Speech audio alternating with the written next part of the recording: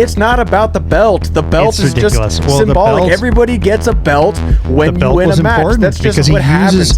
He uses the belt. That is such a stupid nitpick. He uses the belt to deflect a trophy that's thrown at him by Bullseye, shards of which fly off, and in his deflection, he inadvertently kills his wife. That's good. That's good. No, that's even better. A long time ago, I raised a son to know his Anderson from his Asper. Now we're turning our arguments into content. This is I'm Your Father, where Gen X meets Gen Z on the planet Viltrum. There we go. I'm Graham. Teaser. I'm Braden. And this is the I'm Your Father podcast. As we just said, we've got a good show for you tonight. We got a main topic sort of mixed up across a few different things. So we're going to do 3 short main topics, right? We're going to cover Daredevil Born Again, season 2, where we're at through episode, are we through 5? Is that where we're at? 4 or 5? Episodes. I can't remember now. Yeah, 4 episodes of Born Again. We've got 2 episodes of Shadow Lord, Maul Shadow Lord, and we've got 6 episodes. 6 episodes. Of Invincible season 4. Invincible, yeah. Oh, man. Invincible season 4. 6 episodes, right? Yeah, we're just doing some TV catch-up today. TV catch-up. We got a lot of TV right now. Not as much happening in the cinemas right now for us. That's piquing our interest, but there's some good stuff on television we're going to cover. So, what's going on with you? We just spent a weekend in Oceanside, hanging out by the beach. Yep. At the beach. It's a good trip. Yeah, it was a wonderful trip. Very relaxing. I came back and hated having to work again. That was a real bummer. Absolutely.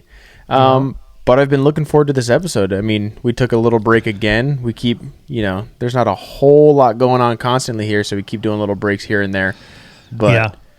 I'm excited for this topic. We've been super fed in terms of TV lately, so we had a lot of good shows all at once. Yeah, all at once. I think Maul, Daredevil, and then Invincible all released. Like, I watched them all on the same day. So that's all, at least within 24 hours of each other. Yeah, I think I did as well. And okay, so before we get into it then, if you had to rank these 3 topics in terms of your enjoyment of the 3, not saying you don't like any one of those 3, but how would you put it at 3, 2, and 1? Okay. I think right now I'm going Daredevil, Invincible, Maul. Which way did you go? The way I said to go? 3, 2, 1? Sorry, 1, 2, 3 is what I went. So Daredevil 1. So right now, what I'm enjoying the most currently is Daredevil at the moment. Okay. But to be clear, I'm enjoying all 3 of these shows. Okay, and what did you have in the 2 slot? I had Invincible. And then Maul Shadow Lord in the 3rd spot. Okay. How about you? I would just reverse Maul and Invincible. Okay, so I had a feeling. I'd have Maul in the 2nd spot, but Daredevil is still the one I'm enjoying the most right now. But I have notes. I definitely have notes on Daredevil. I have notes on all of them, yeah. Yeah. I mean, it's interesting. I guess we should just dive in. Why don't we start? We're going to start with Daredevil? Yeah, let's start with Daredevil. We both said that was our favorite. Yeah. So we've got Born Again season 2. We now have 4 episodes that we're covering. I'm going to just start off with a note. All right, right off the rip. Yeah. Just, you know what? Don't tease me for 6 months with Jessica Jones, and then 4 episodes in, I still don't have Jessica Jones. I'm really annoyed by this. I'm really annoyed by the lack of Jessica Jones. We're 4 episodes in, and there's not Daredevil. There's not a hint. It doesn't matter. Then leave her out altogether. Don't show her in the trailers. Don't tell us this is a reason to watch the series. I'd be willing to bet next episode. Here's the thing. I agree. There was a moment in this most recent episode 4, called Gloves Off, where I really thought that she was about to walk onto screen.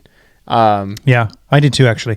Well, but that's the Chekhov's gun of it all. Like, we keep it, like, every moment I'm waiting for that to happen. I'm waiting for that to happen. I'm waiting for that to happen. I want to take you back to the Hawkeye series, and we did not know that Yelena was showing up. Yeah. How powerful that reveal was. And she ends up being a major part of the season.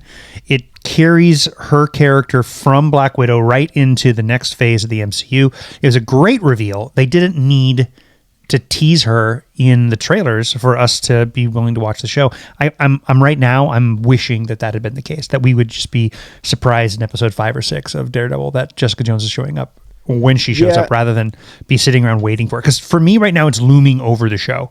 It's distracting me from the show. Waiting. I'm watching a great scene, and instead of being in like, oh, what's going on? I'm going like, okay, this is when Jessica's showing up. Right. No, yeah, I mean, it's a fair critique. I think there's kind of a balance. There's a back and forth, unfortunately, because this show is doing something that I appreciate, and they're not just filming it all on a soundstage. They're filming in public, in real locations. But the caveat to that is, as soon as they started filming season 2, immediately there were set leaks. They're filming season 3 right now. They've been filming for like a few days, and there have been a lot of set leaks. Like, because they're filming in public, and there's photographers with lenses that'll reach miles sitting on top of buildings taking pictures of who's on set. So it's like, I get why they kind of had to get ahead of it and be like, she's in this season, even if we weren't planning on her being a main character, at least in the first half. But I think it's maybe a price that I'm willing to pay for them shooting a lot of this practically and on location, because I think that you can really feel that this season much more than you ever felt it in the first season. A lot of the first season felt very CGI landscape heavy to me. I guess I don't know that I necessarily agree with the look and feel that you're talking about. To me, my second gripe, even though I am enjoying the show, my second gripe is that a lot of it feels very soundstage to me. And I agree that what I'm hearing is that it's not supposed to be, but everything is really confined. Everything that happened on the ship, everything that happened in the diner in this most recent episode. And for God's sake, the boxing episode was, this was, I think, as badly staged a boxing fight as we've seen since like pre-Rocky days. Like, there was nobody in that ring. Around that ring when they were shooting this thing. It looked like every bad boxing scene you've ever seen in any movie or show ever. It was like, have we not learned how to shoot? Coogler showed us how to shoot a boxing match for real. Right. And we've had really great examples, whether it be Warrior or any number of other films, right? Like there's plenty. There's great examples of this. This boxing sequence was bad. Not only is it ridiculous to begin with, I think, but I just think it was costumed bad. It was lit bad. It was shot bad. It was definitely shot in a studio. Yeah, I'll agree with you there. And that was actually the shot of the trailer that I was most concerned about, was the slow-mo shot of Fisk boxing. Yeah. I just immediately was not buying it. Not that it doesn't make sense for the character or anything like that, but just the way that it looked was not working for me. One thing that I will say was kind of working for me, while I do agree with most of the things you just said about the boxing scene, I will say that they're doing a good job at making Fisk look large and imposing. And so to me, during the boxing match, like, Vincent D'Onofrio is not that big, but it also doesn't look like he's wearing a fat suit or anything like that. So I'm not sure exactly what they're doing, whether it's, CGI enhancement or costume and makeup or what. But I think that that scene did a very good job at making him look much larger than just the actor would typically look. He always plays big, though, doesn't he? I feel like... Yeah, for sure. He almost always plays a large man. Yeah, absolutely.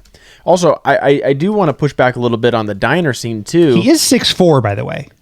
Is he 6'4"? He's 6'4". Oh, he's a big guy. He's not a little guy. No. He's very big, but I'm just saying, like, when he's out and about, like, he doesn't look Kingpin size to me. Like, he always feels bigger the way they shoot him. Obviously not cartoonishly large the way that Kingpin is drawn, but I agree he fits the mold better than we've seen in past examples, I think. Okay, so you didn't like the diner scene? I liked the diner scene a lot. I really enjoyed, actually, like, the whole intro. That cold open was great. We start off with the Billy Joel song, New York State of Mind. We're getting the whole interaction. He's feeding the egg to the lady's cat. he strolls the streets. He gives the guy on the corner a quarter or whatever. He gets to the diner. I even loved how they changed from the actual song to just like elevator music version of New York State of Mind in the background as he's ordering, and that tension's being created with the server who the woman behind the counter who was just like not having it at all. Any of it. It was great. And I thought that scene was really tense. I think that is a great example of where Born Again is at its best in those kind of sequences. And I wish we were getting even more of that. I thought that scene was great. I'm just saying it did not require any kind of location shooting to do that. That was a controlled environment. I'm just trying to think through, and I could be wrong, but I'm not outside of a few sequences. I feel like the overwhelming majority of this show has been interiors. We're getting a lot of inside of ships. We're getting a lot of inside of makeshift prisons, a lot of inside of apartments, inside of a courtroom, inside of a boxing ring. We're not getting sweeping exteriors, is all I'm saying. But I did like that diner scene. I thought it was a great scene. Yeah, I mean, I think that it kind of solidified Bullseye or Poindexter as just one of the best Marvel villains. I thought he was so incredibly interesting and psychotic in season 3 of Daredevil. And he was, he accompanied all the best moments of Born Again season 1. Mm-hmm. And I think that so far he's carrying on the streak into season 2. I think that was one of my favorite moments of the whole show. Like all 5 seasons together, I thought it was incredible. I absolutely love the portrayal of Bullseye. He feels dangerous. He feels like just so mentally unstable in the absolute best way. And I think that he's really up there for me right next to Kingpin in like a really good Daredevil villain. Like I feel like they're the 2 best villains of the show. Obviously they're the 2 main ones, but I feel like they're on the same level. I agree. How are you feeling about the rest of the cast and the rest of the characters that they've introduced? In Born Again specifically? In Born Again, yeah. Yeah, I mean, if I'm being so honest, most of them I could go without. Mr. Charles? What are your feelings on Mr. Charles? Mr. Charles is the CAA guy who, in this most recent episode, kind of showed up and surprised him at the infiltrated or prison break scene. I would say that I'm enjoying him so far. I think he's one of the more... I think he's definitely one of the better performances and more intriguing characters of this season. Matthew Lillard on his post Tarantino rant. He was the other victim. Him and Paul Dano, both victims. He got a little less press than Paul Dano's did. I was on a flight with him once, coming from Matthew Lillard. Yeah, you were with me, actually. I just think you were a little too young to know who he was at the time. Anyway, we were coming back from Cabo, and we'd been fishing, and we flew back into LA, and he was on the flight.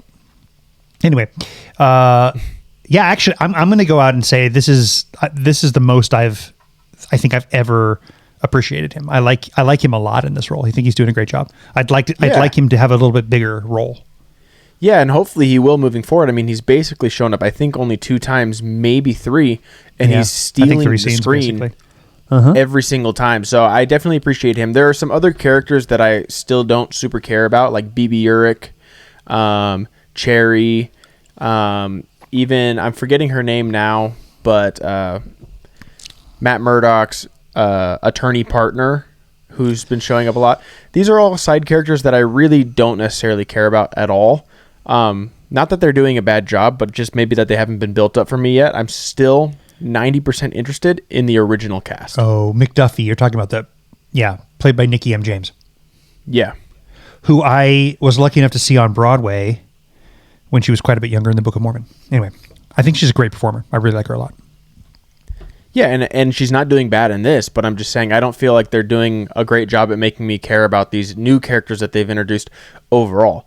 Again, we're kind of mostly bringing up things that we don't like about this show, but there's so much that I absolutely am loving from this show. In fact, I think that I could easily say that season 2 is far and away better so far than season 1, and feels much more like the original Netflix series. And that's not hot take to say. Everybody's been saying it for weeks now at this point. They kind of hold the Netflix series to a much higher standard and like kind of just always say, will Disney ever reach that height? I feel like they're kind of doing it. I feel like they're at least getting there. You see a lot of scenes and maybe even full episodes where it feels like it could slip right into that original series and fit very nicely. Okay, so I'll then say my number one praise of the show is Charlie Cox, and he's just so damn likable in this role. Oh yeah, he delivers the gravity when necessary. You completely buy him as a stone cold badass when it comes down to it. But you also always feel the emotions. He emotes so well as this character. He delivers a really like heartfelt performance consistently. I love Charlie Cox in this. He's so good.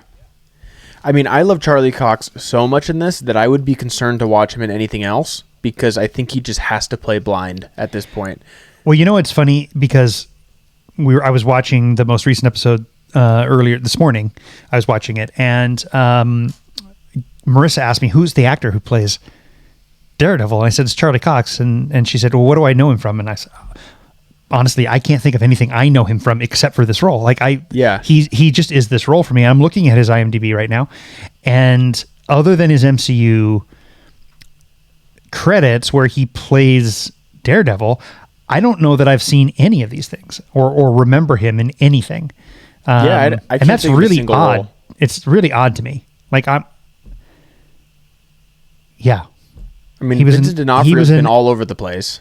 Oh yeah, Vincent D'Onofrio I know from a million things, but he fully inhabits this role in a very D'Onofrio-esque way. Like D'Onofrio is very good at disappearing into a role.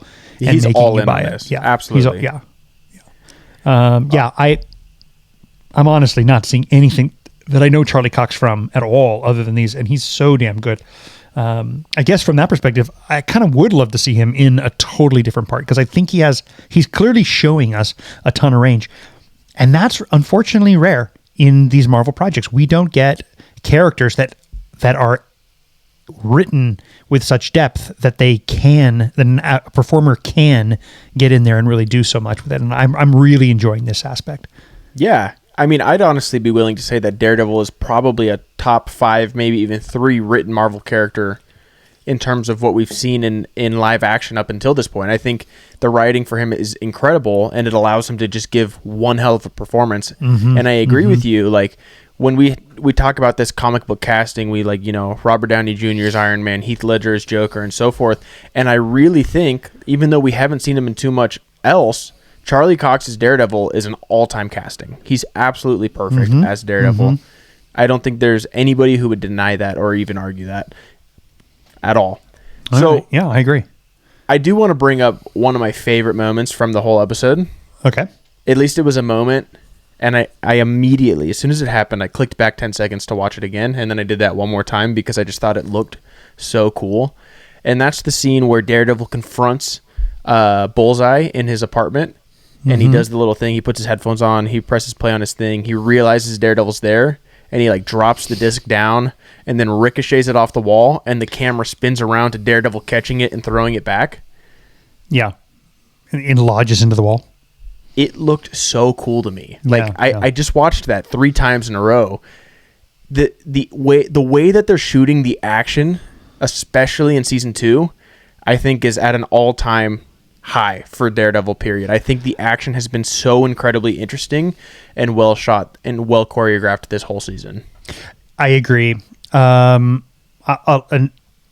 spin-off of what you just talked about within that scene, one of the things that I really appreciated was the throwback tech that we got as he's, if you'll excuse the pun, that he's using a CD player. He's using a Discman, which no one from, I don't think, your generation or younger has any idea what that is or ever had a need to use one of those things because you grew up on, at best, iPods, but more like iPhones, I've seen them before. But nobody uses that. I mean, it's an antique already, and it's really cool to have that in there. He also had these old school over-the-ear headphones. Almost like the Star-Lord headphones, yeah. Yeah, exactly. And so I loved that.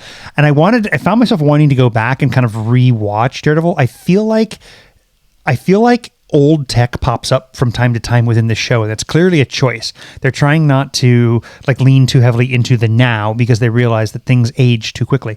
It's something that I've thought of a lot. It's like, if you're going to make a movie now, like just go back and do tech from 20 years ago, and like we'll all just see it as nostalgic, and we won't think about it being out of date in 1 year.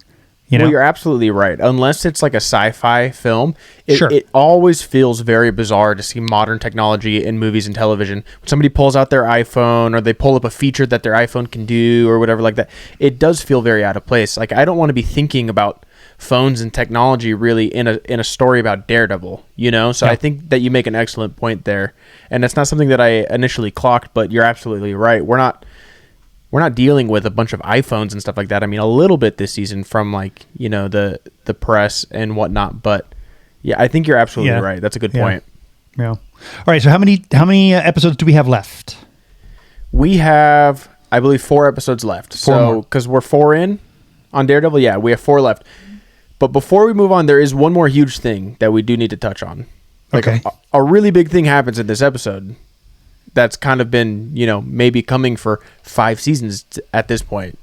Okay. Somebody dies. Yeah. Or at least we think. But yeah, no. I mean, we know canonically that her time was coming. Yeah. I mean, I think she's dead. Vanessa dies. Yeah. I mean, obviously we understand that it's important to Kingpin's arc. However, it feels like he's already gone about as bad as he could possibly go before this happened. And correct me if I'm wrong, but historically her death is in many ways the catalyst that pushes him in that direction, right? Yeah, it definitely can be. I think there's a few different storylines for sure, but generally speaking, it is something that obviously pushes him much further. Yeah.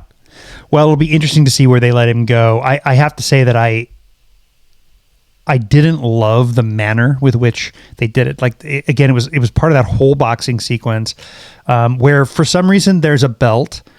He won the mayoral championship. I don't know what he won. There's always a belt. What are you talking about? That is such a stupid nitpick. There's not always a belt event ever. Any fight ever, they make a belt. Everybody gets a belt. I realize that you watch a lot of YouTube stars boxing, but I'm talking about real sports. There's not a belt in every match. No, there's not a belt in every match, but the mayor was putting on a charity event. What are you talking? Of course there was a belt. And he really badly wanted to win that belt. It was ridiculous. Yeah, it's not about the belt. The belt is ridiculous. Just symbolic. Everybody gets a belt when you win a match. That's just what happens. He uses the belt. That is such a stupid nitpick. He uses the belt to deflect a trophy that's thrown at him by Bullseye, shards of which fly off, and in his deflection, he inadvertently kills his wife. That's good. That's good. No, that's even better. So she shows up and he's immediately staggered. That's the only time he gets hit, is when he realizes that she went against him. She showed up when he didn't want her there. He knows she's in danger immediately just for showing up. And then she might have saved herself with that shot on Bullseye, and him trying to protect her, overly protect her probably, might ultimately be what kills her. We didn't see the thing heading towards her. We didn't know that it was for sure going to hit her. So, I mean, I would like to personally believe that it was entirely on him. Like, I think it would have been a miss. You're talking about the trophy? Otherwise. You're talking about the trophy? The trophy thrown, yeah, because we see him. I read that as being thrown at him, not being thrown at her. Oh, no, it was thrown at her. He's there to try to kill her, I think, to hurt him.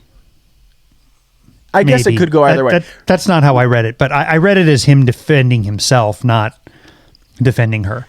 No, if you watch it, he reaches out, like he's blocking something heading somewhere else. It's not coming out of his face, and he swipes right in front of him. Like, he's fully extended.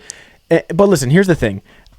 Either way, regardless, that's fine. I thought it was done pretty well. I know it was within a scene that, you know, you didn't really love the setup or the blocking or whatever, but ultimately, I think that this is going to be obviously pivotal.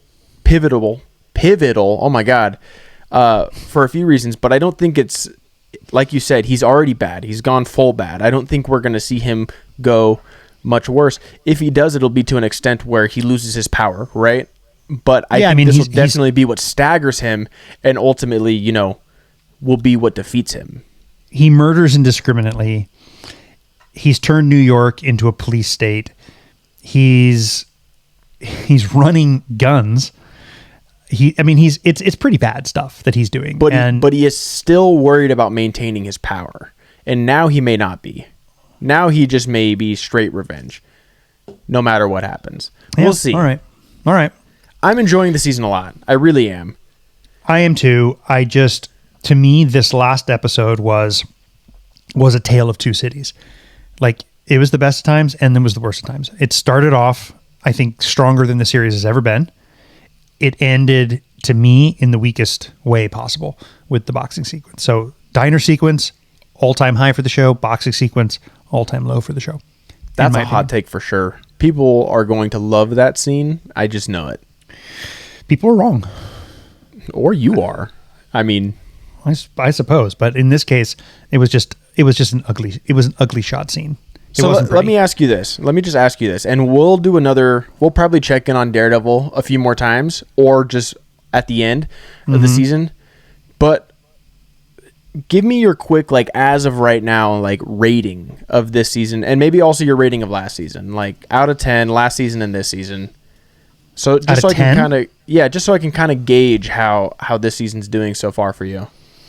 I think it's a solid 6. This season. 6.5, yeah. Okay. Yeah, I'm hotter on it than you are for sure. So wait, what would you give last season then? Let's say this season's a 6.5 and last season I think is a 6. Okay, so just like a little bit better for you. So far, just a little bit better. Yeah. Yeah, I would have last season. I think I enjoyed last season. I think I enjoyed last season more than a lot of people did. Yeah, I mean, I liked last season. I thought it was good. I guess we'll see how this season plays out in the second half. And mind you, a lot of the things we heard going into the season was wait till you get halfway through the season, then it really becomes some of the best Daredevil we've ever had, period. So there's a great chance that the second half of this season is going to be the best half. But, I mean, I so far would have this season quite a bit higher. Okay, well, where do you think then that this ranks so far against what... Let's say that the last couple that we've received. I mean, most recently Wonder Man, right? Which we both were pretty hot on. Has it reached that level yet? And I know there's been a kind of a stupid amount of backlash against Wonder Man since the season, where I feel like people are like, yeah, you guys all were, I don't know what, giving it too much shine, and it wasn't as good as you guys are saying it was. But I think it was a really good show. Yeah, it was a really good show. It's so hard to compare. I mean, that is just... Talk about two completely different shows.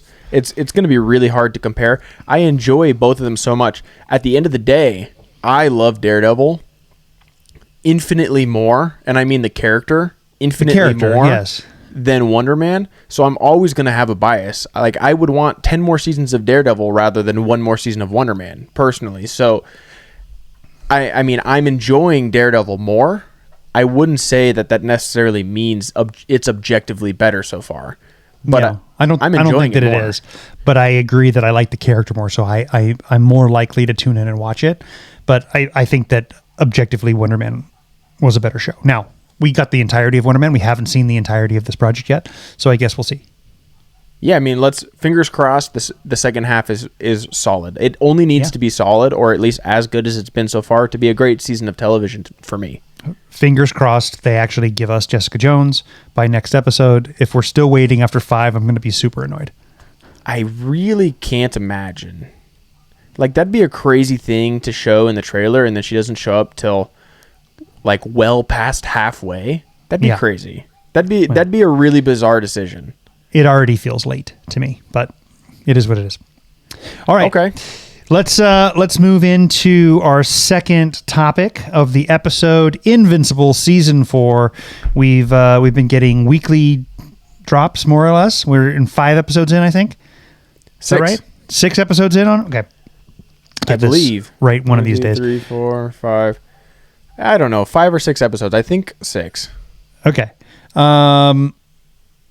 It's 6. I had to catch up. Sure. I had to catch up on the end of season 3 and the end of season 2 and all of season 3 before watching this. So I've been watching on 2. drifted off. I didn't quite finish 2. I got through most of it. Wow. Then I finished it. So I think I had like 2 episodes left in 2 to finish. So over the last month, I've watched a lot of Invincible. Yeah. And that definitely affects my view of the first 5 or 6 episodes of this season, but I want to get your take on it first. But I mean, before that, I need to hear what you thought about season 3, because this is a long time coming. And we started talking about season 3 of Invincible at the start of the pod, and you hadn't seen any of it, and you were kind of doing a watch as like pre-homework situation. I want to know what you thought of season 3. I'm finding all of it to be fairly redundant and repetitive. Maybe repetitive is a better way to say it. It seems like there's a formula that they are applying to each season, even each episode, which is some Viltrumite shows up, kicks the living shit out of one or more characters. Those characters literally have their faces crushed in and their insides torn out and they die, except no one seems to ever actually be dead in the show. There is an insane amount of technology that allows them to bring just about anybody back. They write it right in. They have skin growing technology. They apparently can stuff somebody's organs back in them and stitch them up and they're fine. I think some characters can just be a head. Yeah, there's a million characters that have lost limbs or, and they just get them back. They grow back. They give them new arms, new legs, whatever, including Invincible. And so far, while I really I enjoy the voice talent of the show, there's an amazing amount of talent in this show. But I'm just finding that the plots they tend to me to be, okay, here's another scene where a different Viltrumite shows up, destroys some city in the U.S., and millions of people's heads are blowing up. They're getting limbs torn off. There's all kinds of stuff. They talk about all the damage and destruction that's happening and all the trauma that people are going through. Even some of the superheroes are going through, but the superheroes themselves, the main characters of Invincible, don't seem to have really any physical consequences of any kind. Like I think it took Rex like 3 deaths before he was actually dead. And there's several other examples of this where I feel like people are just like, oh, they're dead. Nope, they're not. Of course they're not dead because nobody's dead on the show. So my watch of 3, I found myself asking the question over and over again, like, how many more of these do I want to see? Can we do something different? As we've gone into 4, it's been largely the same. Yes, throughout 3 and 4, we have the introduction of Oliver. It's a new and interesting character. We have the real relationship with Invincible and I'm going blank. Adam Eve. Thank you. We've got Seth Rogen's character is really interesting and funny. And we've got a bit of a redemption arc coming through for Omni-Man. But at the same time, it just feels very, very repetitive to me. And I would have serious trouble separating different parts of seasons 1, 2, 3, and 4. They are very much kind of bleeding all together for me. Okay. I mean, that's definitely fair. But also, to be fair, you kind of did all watch them all together. Yeah. Seasons 1 and 2, I kind of crammed together, and then seasons 3 and 4 kind of all together. Yeah. Yeah. So, I mean, I definitely think that's fair. I do agree with you that the show is flawed. There is a repetitive nature to it, and there is one like glaring issue for me that is the main issue. But aside from that, I think that at its core, when it's best is when we're focusing on the characters and not just how they're physically damaged, because like you said, everybody can heal and regrow, and I mean, especially now, as you know. But like, we have Omni-Man doing what he did in season 1, and taking pretty much all of season 2 to have like a flicker of like humanity, and then so forth, and what's happened since then. And then we obviously have, you know, Mark dealing with the morality of everything, also just being beat down. So I feel like the show does a really good job at making the characters feel relatable in a lot of ways, and somehow make you root for a redemption arc for Omni-Man, someone who's murdered thousands of humans, but let alone how many other beings throughout the universe. So I think that's when the show is at its best, is when it's focusing on the characters and sprinkling in really fun, entertaining action, albeit repetitive at times in between, because I do really love that too. I personally am on the side of, I love when the Viltrumites show up because it's crazy, brutal action, which you're just kind of not getting anywhere else other than, I guess, like The Boys, but I haven't been watching that for a while. Well, it feels very much like that to me. Like that's a really good comparison. Like The Boys is over the top violence. It's over the top in terms of its, I guess, lack of consequences as it relates to human death. And I feel like Invincible wants to be that. Like it talks a lot about the consequences and the morality, but at the same time, there's 5 times as much human death as necessary for the level of consequence talk that they have. I feel like it's not. I mean, I went back and rewatched a clip of ours when we were talking about season 3, I think, of Invincible, and I referenced the number of decapitations per episode is at an all-time high, and it feels like that they just update that on they break their own record on a regular basis. Yeah, absolutely. You know, it is interesting, and I think that I felt very similarly to you, where it's like, okay, the Invincible universe has to be just the absolute worst universe to exist in as a human, because people are just dying left and right. They can't go 6 hours without an alien invasion or whatnot. It's absolutely ridiculous. But I think my mentality somewhat shifted at some point. I have not read the comics. I don't know where we're going. But especially in these last few episodes, I mean, we have 2 or 3 episodes taking place entirely in space and other planets and whatnot. And I think that we might, and I could be wrong, but I somewhat predict that we are going to be moving away from just an Earth-based and centered story. Like, I would not be surprised if at some point in this show, maybe like towards the end, like Earth is just gone, like decimated, or everybody dies. Like I could see that happening, and I think that I kind of have just realized that maybe this isn't a story about where at the end the Earth is going to be okay. The people on Earth are going to be saved. It just might not be that way. Mm-hmm. Well, they certainly destroy a lot of Earth on a regular basis. So there's not much left. What did you think of the rematch between Glenn and Negan at the end of season 3? So the first time Conquest shows up, and it's very clear that the entire budget for season 3 went into that episode, because all of a sudden Mark's hair is flowing and stuff like that, you know. Because I think the opposite was my favorite. My favorite episode of 3 was the opposite of that. I think when they did the whole thing about. When they went to like the Comic-Con convention, they did the whole meta joke about saving money on animation by like covering people's mouths with things and doing long shots. Yeah, it was or the exterior shot, but everybody's standing completely still. Yeah. And then all of a sudden there's a shot where the animation doesn't match at all, and there's so much movement. Yeah. I like Jeffrey Dean Morgan when he shows up. He's always good in everything. He plays a bad guy better than anybody. He's the bad guy, yeah.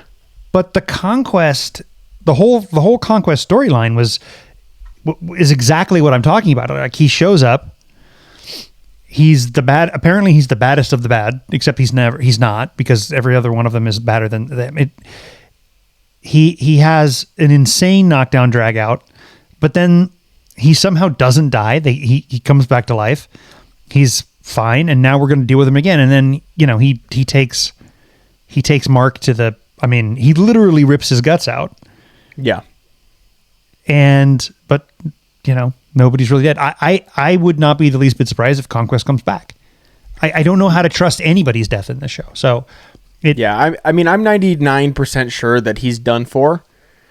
I personally think that Conquest is maybe my favorite thing in this show. Both of his appearances, I think, are some of the most entertaining Invincible, period. I think the finale of season 3 is one of my favorite, probably my favorite episode of the whole show. One of my favorite episodes of anything. Sometimes I will just watch that episode by itself. I find it just extremely entertaining, and Jeffrey Dean Morgan's performance is, and you're gonna laugh. You're gonna think this is ridiculous because you're not loving it. But I would seriously put it up there, like in the top 10 villain performances. I just am like absolutely in love with him as Conquest, especially in his first appearance. But yeah, you just kind of alluded to the rematch that we just got in not the most recent episode of Invincible, but episode 5. Mm-hmm. And that was a crazy episode too. I mean, you kind of have to, like you said, who's dead, what can't be survived, and whatnot. I kind of, at this point, have kind of just let go and just allowed myself to just watch and enjoy. And like, when we have these moments where Mark says, like, you're never breathing again, and then he stands on that, like, to the point of his guts being pulled out of his stomach and not giving in. Like, I think moments like this are so fun, and like, I squirmed watching that scene. Like, that's probably the most brutal, intense thing I've ever seen, especially in animation, but maybe ever. And like, I think that this is when Conquest, discovered the indomitable human spirit or something like that, but like, scenes like this are so cool to me, even though they're absolutely insane. Yeah, I mean, I think I would have appreciated it more had it not felt like just different level, same boss, different level. They're just redoing it over and over again. So I'm just really struggling with the repetitive nature of all these characters. And you go back to that first fight. I mean, he kills Adam Eve. Yeah, but she's not dead. She's fine.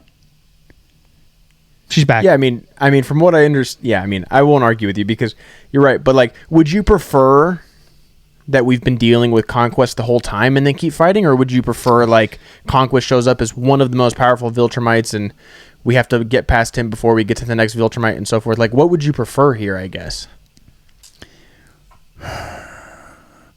I guess to me it goes back to how quickly they upped the ante, how rapidly the stakes were established in season 1, that it's almost impossible to keep ramping things up because there's nowhere else for them to go, especially if they're unwilling to actually kill any characters.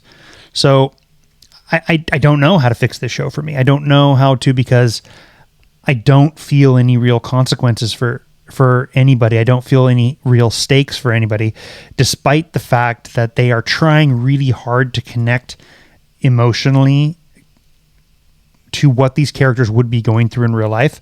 But to me, a lot of Mark's own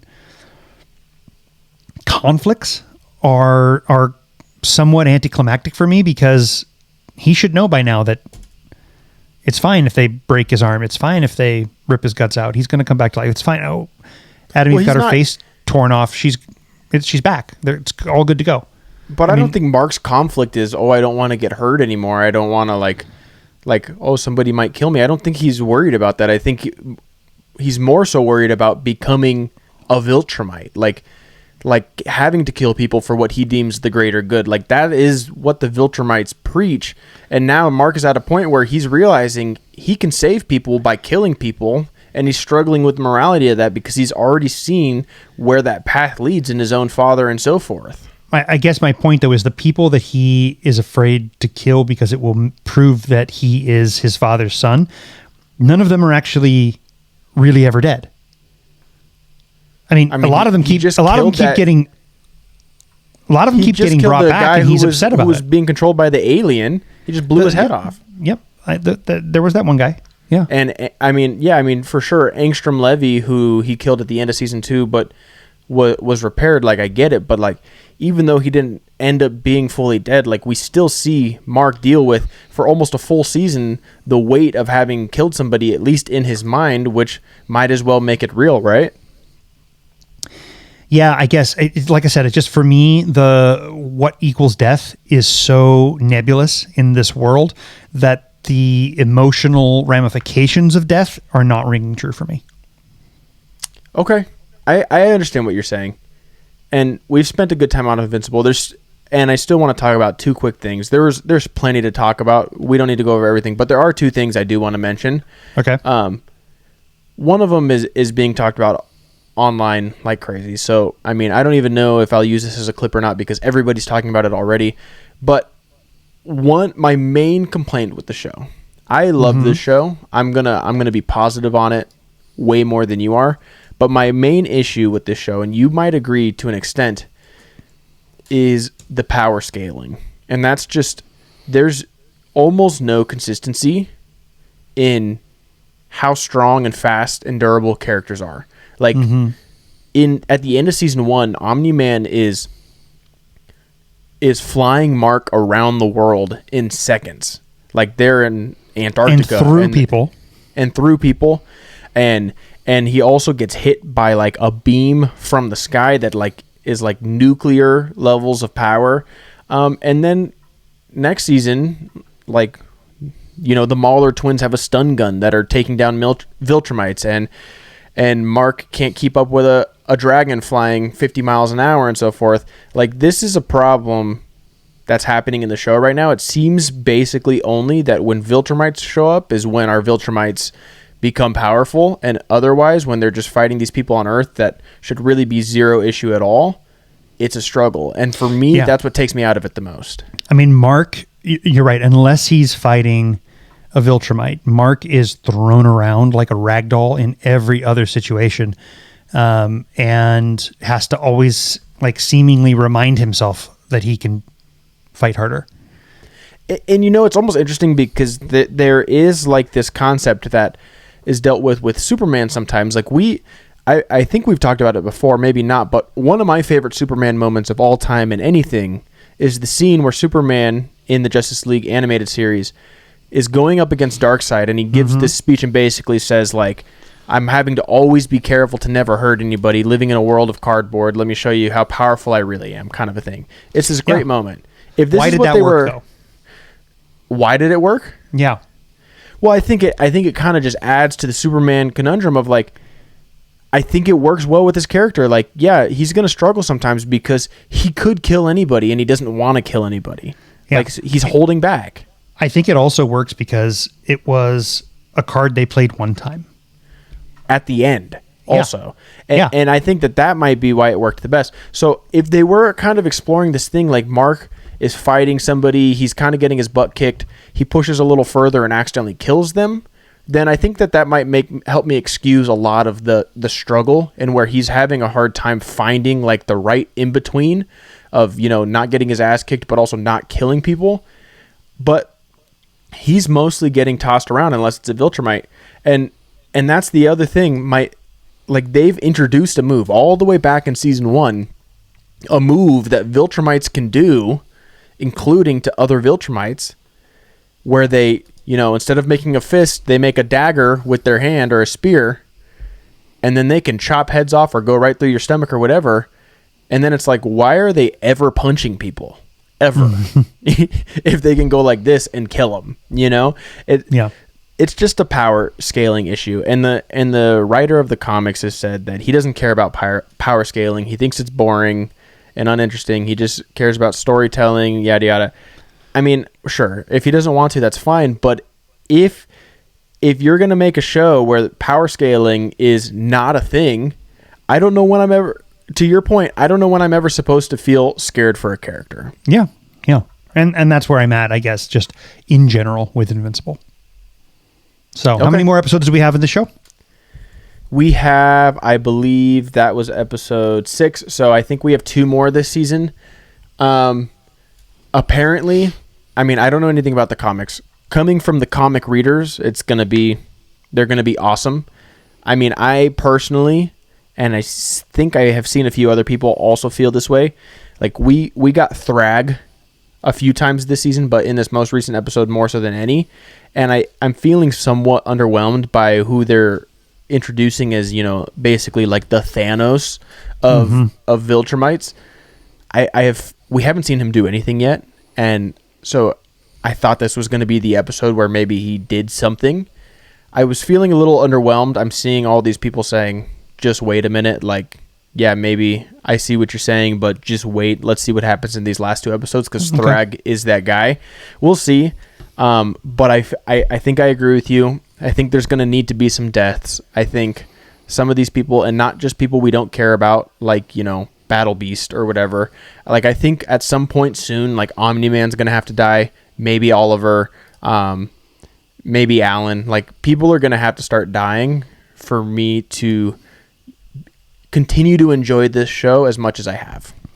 I have little to no faith that they're going to actually do that. I just don't know, because I haven't read the comics, and they're going based off comics. Like, there aren't character. It's not like these characters died in the comics and they're like, we really don't want to do it for the show. And from what I understand, like, characters do die in these comics, and so I guess I'm just kind of waiting to see. Like, we're in the Viltrumite war now. Like, this is what a lot of people have, like, said. Just wait till we get there. And, like, it's going to go crazy from there. So I'm hoping from this point on there's a shifting that happens, and there are some meaningful deaths that happen. Okay. Well, we got a few more episodes to see where it goes. All right, let's we're at the 50-minute mark. Let's go ahead and touch on, at least briefly, Maul Shadow Lord. This is the show we have the least amount of episodes with, of the 3 that we're talking about. Only 2. Right? Yeah. Yeah. So we got a lot more of Maul Shadow Lord to talk about.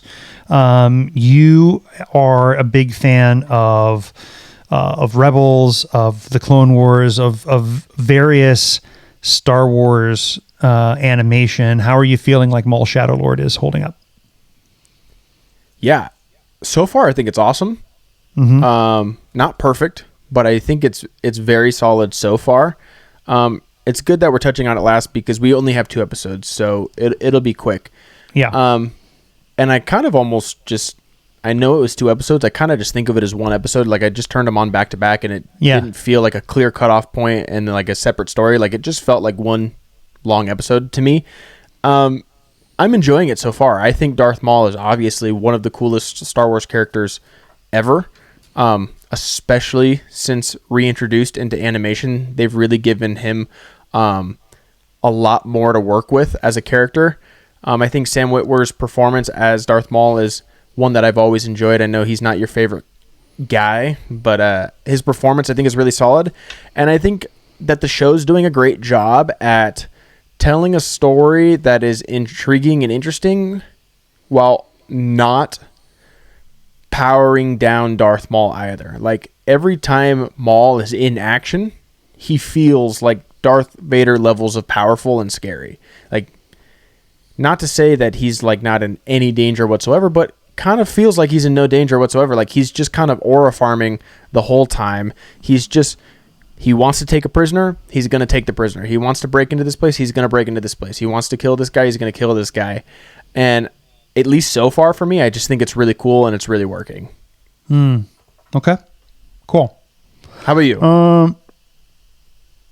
So at a high level, I'm enjoying the show. Yeah. I personally don't love this, like, new Maul, as you referred to him, or as he was reintroduced into the animated series. You talk about aura farming. I think that there's no better aura farming than the Phantom Menace's portrayal or of Maul. He is so cool, but there's something about him that is masked, so to speak. It's understated. It's not unlike how we felt about Boba Fett in The Empire Strikes Back. He's under a cloak for most of the time. He says very little, if at all, throughout that entire film. And then he's gone before we realize it. I feel that they've done a better job of resurrecting this character than they did with Boba Fett, but I still have a little bit of an issue with it. I think that Sam Witwer's performance consistently takes Maul to the level of like Royal Shakespearean actor rather than understated and only speak when I have to. I mean, he's prolific. He's a prolific conversationalist in Witwer's world. And I don't love that. I wish he would shut up more, and he would aura farm. Instead, we're getting a lot more of that. He's supposed to be in charge. He's supposed to be running this underground hidden syndicate. I would like to see less, so far anyway, less of him literally boots on ground being the guy who's putting the saber through people's bellies than seeing him moving the pieces quietly and staying in the literal shadows as a namesake of this particular show. I'd like to see more of that rather than what they've given us so far. And I realize this is exactly what they gave us of Maul in Rebels and in Clone Wars. But to me, it doesn't work as well as the Maul that I first fell in love with when he first appeared on screen. He's not understated anymore. He's in your face. Also, everybody, despite the fact that this is a shadow syndicate of some kind, this is supposed to be like hidden, everybody seems to know about it. Literally everybody seems to know who he is and what they're running. So there's just a lot less mystery to me than I would like there to be to really, really pique my interest. And then the last thing I'll say is, when the episodes first came out, there was a lot of comparisons to Andor and a lot of comparisons to Heat by Michael Mann. And a lot of people were saying like Shadow Lord is Andor meets Heat meets Star Wars. I'm not getting any of that in either way. I mean, other than the fact that we've got a police detective who, by the way, voiced really, really well by Wagner Mora. I'm enjoying that. I'm enjoying his performance as Lawson. I'm having to look over at the screen. It's very good. I mean, we've got some really great voice talent in here, but I don't know that I think that we are approaching Pacino level performances or for that matter, Andor level writing. No, obviously not, and that's absurd. Granted, I will say a lot of these critics have seen the entirety of the season, so all 8 episodes. Okay. It's possible that it gets significantly better. I do want to push back, though, on something you said. Mm-hmm. Yes, Maul is awesome in The Phantom Menace, except for the part where he dies the way he dies. Yeah, and The Phantom Menace is heavily flawed. It's very flawed, and I think that, we have Maul and we have Boba Fett, and then these are 2 characters that have been revitalized and revamped in modern Star Wars or more recent Star Wars. And I think that they're 2 exact opposites in the sense that Boba Fett has only ever been worse upon return, minus like maybe 1 or 2 scenes in The Mandalorian.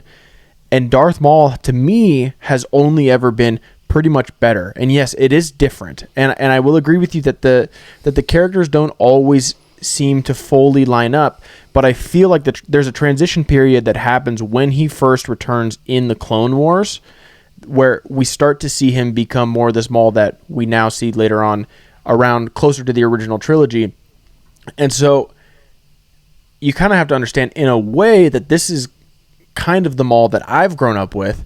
And I think that he's written very well. I think that, yes, he's not completely understated, but he is complex, and the way that he sees the Jedi and the Sith and Order 66 and Sidious and everything, the lens that he sees that through, I think, is much more interesting than many other characters we've gotten in Star Wars. They love to go back to this time period, and I think that he's one of those characters that's fun to look at that time period with, as opposed to just any random character where it can oftentimes feel repetitive and dull. So I like this version of Maul. I can understand, like, if you just watch Phantom Menace and then you basically move on to this show or maybe even Rebels, I can understand saying that's not the same character. But there's a lot of Maul that we've gotten. Yeah, I understand that. In the years. Like, I do feel like it wasn't just a flip of the switch. Now he's completely, charismatic and talkative. I feel like it's just a way that they've recharacterized him. And maybe you could say getting cut in half did that to him. Yeah, Maul monologues like a mofo, I'm telling you, man. There was a lot of M's in there. I'm really proud of that alliteration. But he, like, Maul nonstop. Monologues like a mofo. Yeah, I mean, but they're good monologues.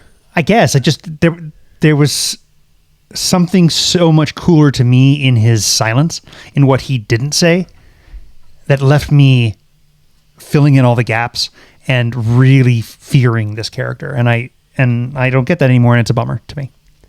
Yeah, but I still think it's worth it to undo his untimely and rather embarrassing exit from Phantom Menace. That that fight in Phantom Menace is the best part of that movie. Mm-hmm. Until Maul watches Obi-Wan do a backflip over him, grab a lightsaber, and cut him in half without even remotely defending himself. So it was always a weird way for that to end, and kind of just felt like they wrote in the script and then Obi-Wan kills him. So I don't doubt it. So no, I mean, for real. So everything we've gotten from Maul since then has only been redeeming that in my mind.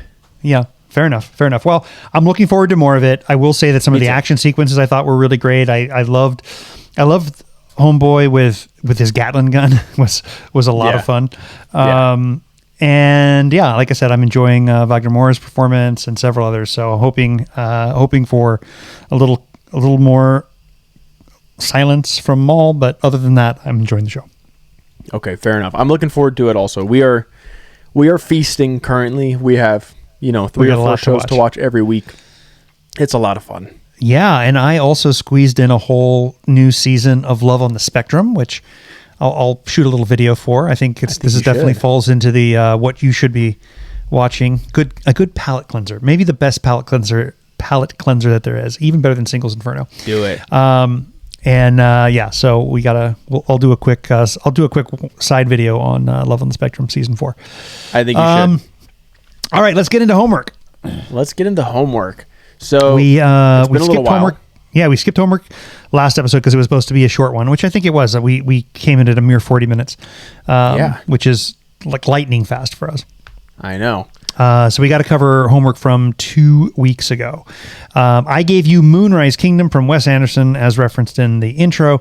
What'd you think? I think that this was probably my favorite Wes Anderson film. Yeah, cool. I'm trying to compare it to some of the others, or think of some of the others I've seen that I have really high. Maybe the only other one that I would really have up there, like as this good, would be Fantastic Mr. Fox. And I've only seen that one time, probably 6 years ago. Uh-huh. I loved this movie. I thought it was so charming, so funny. It just made me feel good the whole time. Of course, there were moments where it just took it entirely too far, and it in its absurdist way. So for me, that's why it's not a perfect film. But the moments these kids are so fun to watch, especially our 2 main kids. The way that they they run away together and whatnot. Everything about it is done so well. I absolutely, it was just such a cozy and charming movie. I absolutely loved it. If I'm ever going to throw on a Wes Anderson film, it's gonna be this one. Good. So I'm glad I watched it. It's one of my faves. I feel like it's super underrated in his filmography. I've never even heard of it. I've never heard anybody say anything about it. Yeah. It is not the one that is talked about most. People talk about Grand Budapest. They talk about Royal Tenenbaums. They talk about The Life Aquatic, and most recently, there was a lot of good conversation around Asteroid City. Obviously, Fantastic Mr. Fox gets a lot of conversation. Nobody brings up Moonrise Kingdom, and I think it's right up there with anything else he's done, and it's definitely I would put it in my top 3 for sure, and that's not a popular opinion, I don't think, but I'm glad you really liked it. I had a feeling you would. Yeah, it was very good. Kind of a funny thing happened with it, though, is I'm watching it, and my wife's really enjoying it, too, and I'm like, have you ever seen Jojo Rabbit? And she's like, no, I haven't. So we watched Jojo Rabbit next, and it was just, they were giving me very similar vibes. Yeah, I love Jojo Rabbit, too. So then I go to review Moonrise Kingdom in Letterboxd, and one of the top comments, or one of the top reviews, is mentioning Jojo Rabbit. And I'm like, that's funny. So I'm not the only one who has made a connection here. And then I go to review Jojo Rabbit, and basically the top review is, this is Taika's Moonrise Kingdom. And I'm like, okay, so clearly everybody's on the same page that these movies are, at least or Jojo Rabbit is a spiritual successor to Moonrise Kingdom in a specific way. Yeah. But they're both very good films, and I just thought it was funny that I was like, I wasn't influenced by anybody else saying this. I just made this connection on my own, and just so happened that I'm not even close to the only one. Yeah. They definitely have a similar tone. Yeah. In terms of how they treat coming of age. Yeah. Especially, I mean, in Jojo Rabbit, an even more intense time. But yeah, I'm really glad you liked it. That's cool. Yeah, I loved it a lot. I gave you Jonathan Majors' basically unreleased magazine dreams for all kinds of controversy. This movie was, it was Oscar buzz, and then it basically never released widely. So I want to know, what did you think? Yeah, really hard film to watch. I think I gave it a 3.5. So I enjoyed it, and 3.5 is pretty solid for me. Yeah. And I thought it was a really good movie, but it was just so brutal to watch. I can't imagine putting myself through that again. It definitely was a fascinating reminder of just how damn talented he was. Yeah. And I'm sure still is. Right. I think I was so emotionally influenced by his personal fall from grace that it was just too easy to draw parallels between the character and him as a human being. And it felt in so many ways like it was art imitating life in a really fascinating way, or the other way around. Okay. Yeah. I mean, I really felt like in some ways, almost like I was watching Jonathan Majors and not this character. That's so interesting. Killian Maddox. That's so interesting because, I mean, yeah, there's obviously this downfall and spiraling that's happening, but he's playing it in a way that I'm not just seeing Jonathan Majors the man. They're not even remote. I did not watch this and think I was just watching Jonathan Majors. Well, so I feel like Majors in a lot of ways was somewhat of an enigma. He didn't do a lot of press when he did films. When he did, he was very, very understated most of the time, at least from what I saw.